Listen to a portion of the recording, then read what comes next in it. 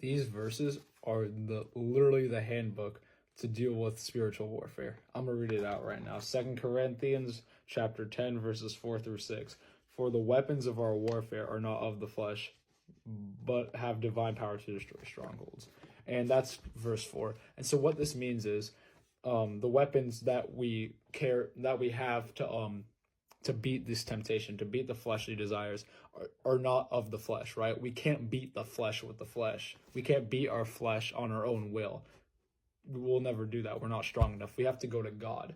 And what are some of the weapons that God gives us? He gives us the Bible. The Bible is the strongest weapon, and also running to God.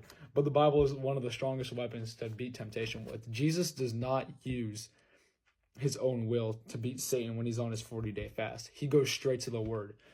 Satan said, "You look pretty hungry, bro. How about you turn these rocks into stone and get something to eat?" He says, "No, for it is written." Keyword, it is written. He goes straight to the word. It is written in the word that man should not live on bread alone. That's what he does.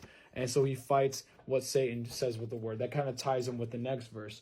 Verse 5, we destroy arguments and every lofty opinion raised against the knowledge of God and take every thought captive to obey Christ. So what Satan is going to do here is he's going to try to twist the word around so it makes you seem like you can sin and it'll be okay, right? But what we have to do is we have to take every thought captive to obey Christ, right? When we have that intrusive thought, we got to take it captive and run it through the word of God. We have to run it through God's will and make sure it aligns with the word of God and what God's will is for us. And if it does, then go through it. Go through with it. And if it doesn't, then don't go through with it. You know what's up? And verse 6 says, be ready to punish every disobedience when your obedience is complete. Our obedience to God in spiritual warfare is to get through it. It's to submit to God and be able to get through the temptation by submitting to God.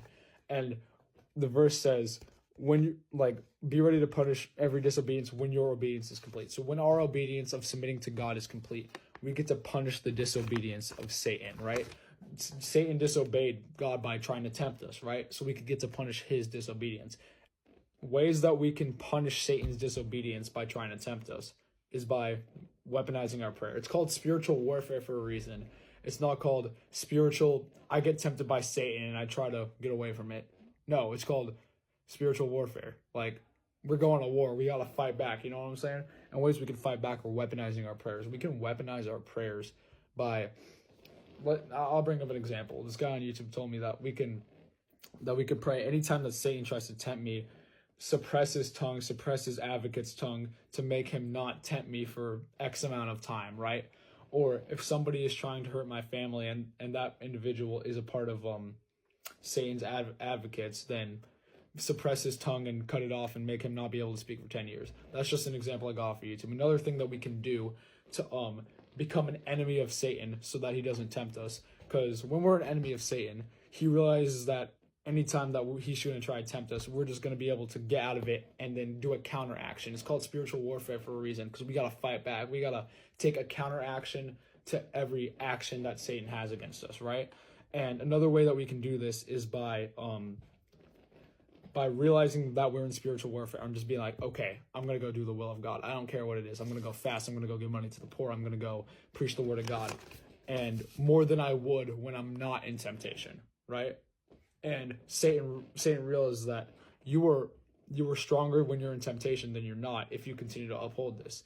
And then he's just going to be like, I can't do anything about this guy. If I tempt him, he's going to become more of an enemy. He's going to become more of a threat to me. I can't mess with this guy, right? And so that's just what we got to become. We got to become such an enemy of Satan that he doesn't even mess with us no more. He doesn't even want to go to war with us, because he knows that we're going to win every time and come up top and come on top. Nah, we're going to win every time. Bye.